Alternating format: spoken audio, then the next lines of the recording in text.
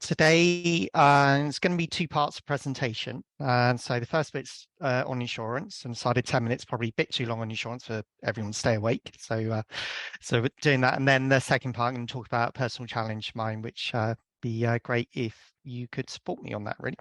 So first of all, my company is McComish Insurance Brokers. The reason I've got a hieroglyphic owl as my symbol is that find out I'm quite into Egyptology and things, and the hieroglyphic owl is symbol M in hieroglyphics. So just a bit about me to begin with. So my company's Pointer Rep, part of A1 Insurance Group. So my own independent company, we got part shareholding by A1 Insurance, a top 25 broker now, I believe. And the other interests me, sort of family. I've got two sort of children, Josh and Sophie. Also into Egyptology and spiritual bits and pieces, and also have like Star Wars as well, and sort of grew up effectively on that to the point that we watched every day, to so the parents actually sold the video recorder so we can watch anymore, which was a bit disappointing. So I want you to think about something. First of all, insurance is not boring, despite what everybody may think at times.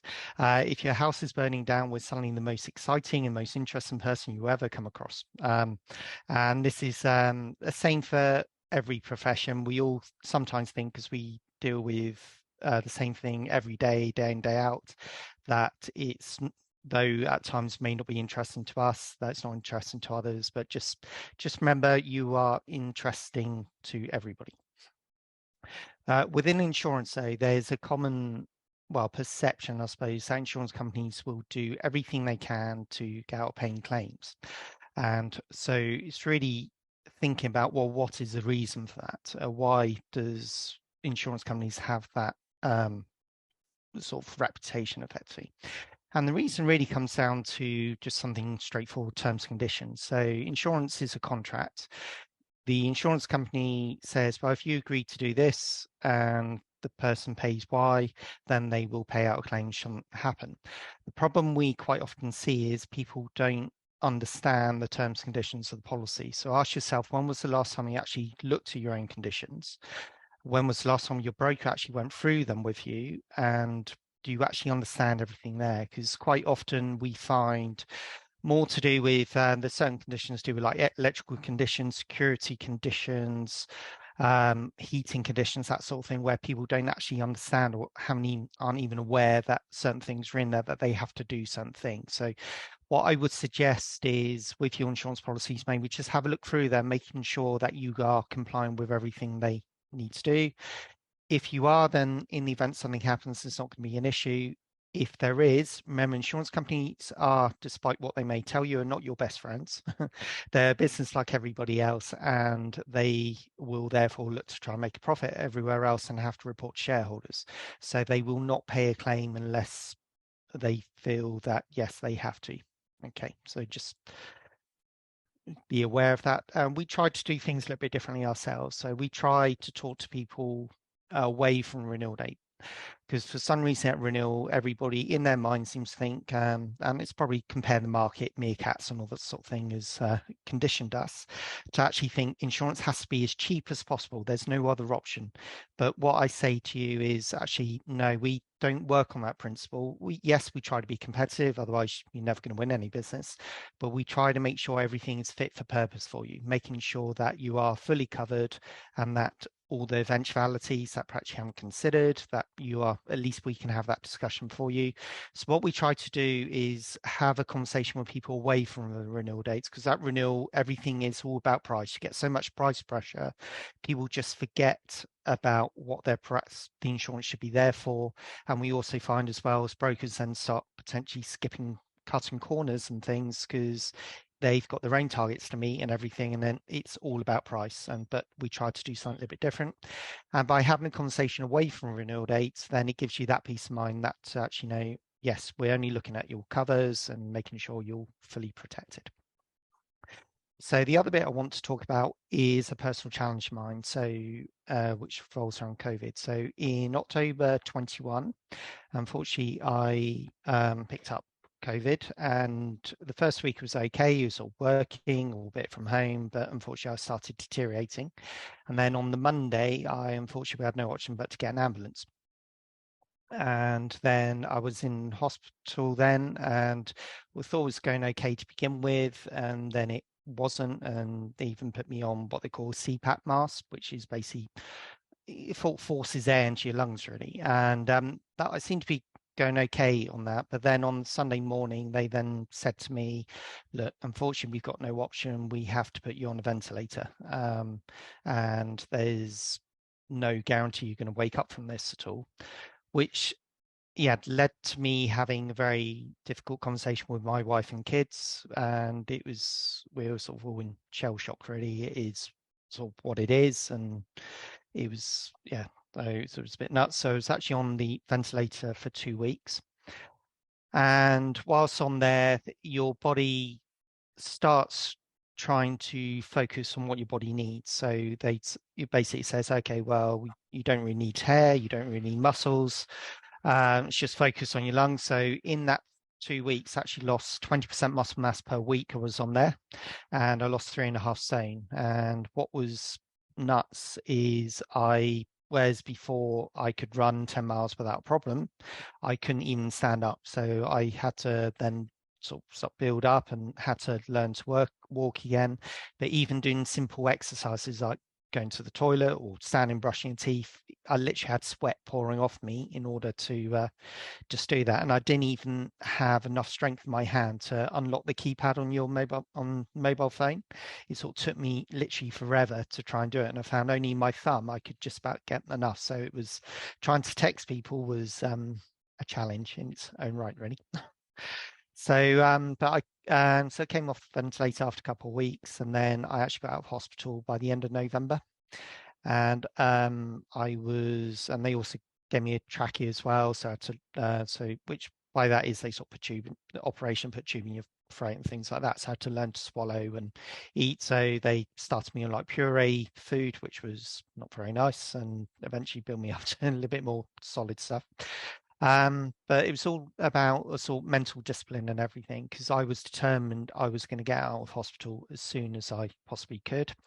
So I was really focused, and I was, every time they said, okay, we'll try walking a little bit. And the first of all, they said, I'll just go to the entrance of the ward. But no, I kept going to literally, I was soaked in sweat until I couldn't do it anymore.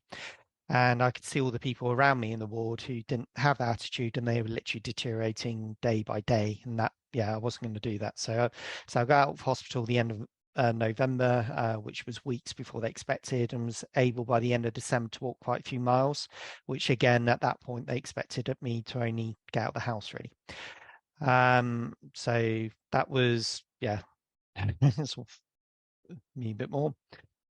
So I've set myself a personal challenge on this, which was still in hospital when I set this. And so what I'm going to do, I'm going to run effectively London Marathon next month, which is a virtual London Marathon. So it's still doing the marathon distance, but actually planning a route which goes from sort of Paul Hospital and finish at Bournemouth Hospital. Because what I want to do is raise money for the intensive care units that kept me alive, because it seems so I had sepsis and everything else as well. And I was close to not being here as you probably could, I think.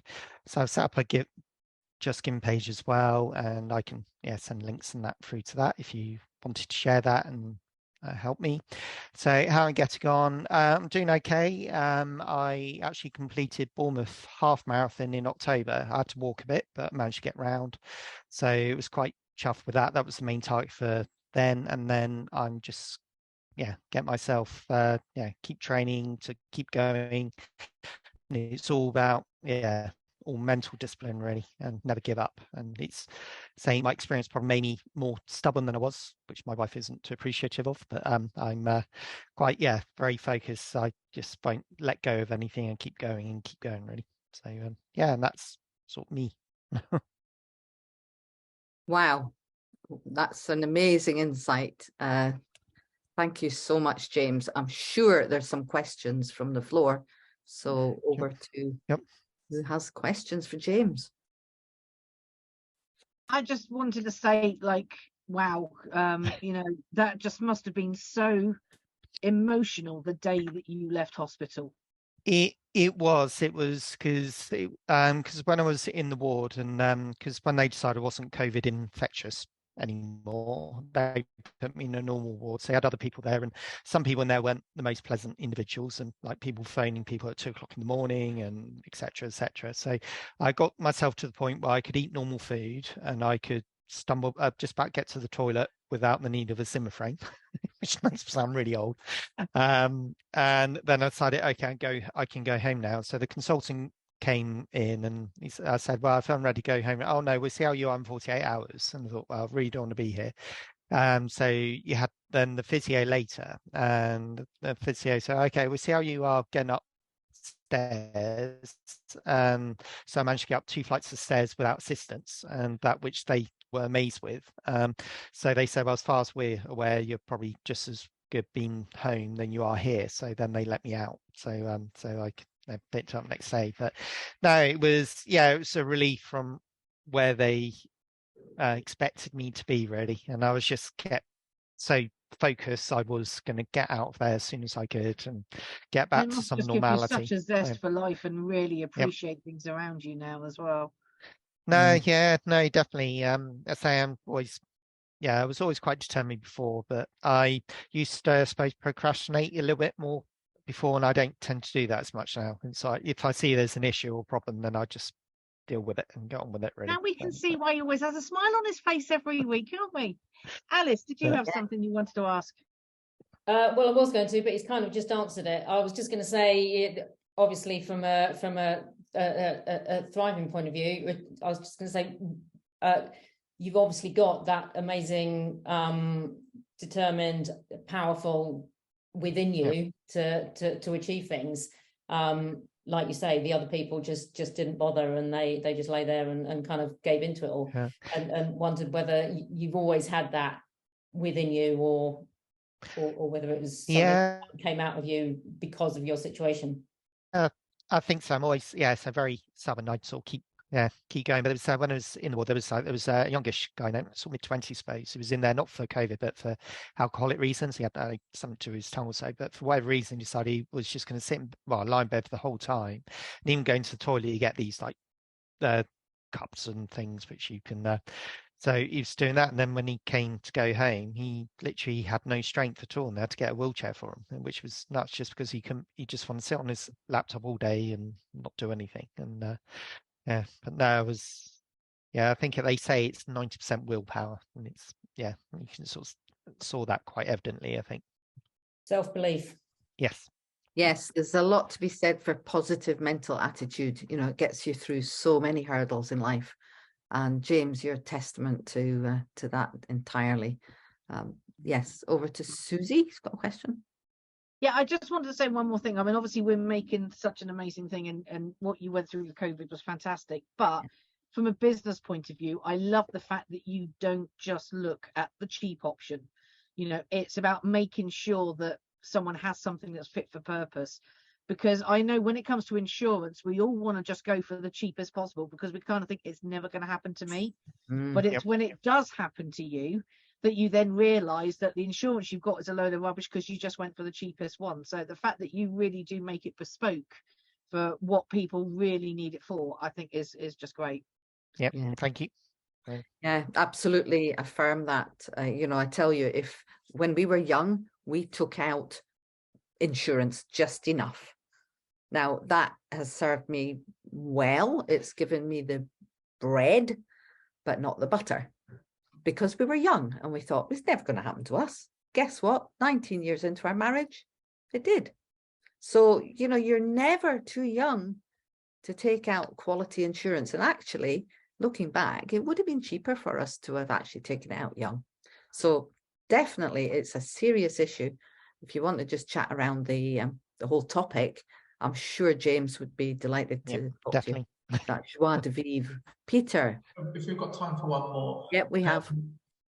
I suppose it's more of a buildings insurance type question. I suppose probably applicable to a few other bits of insurance as well.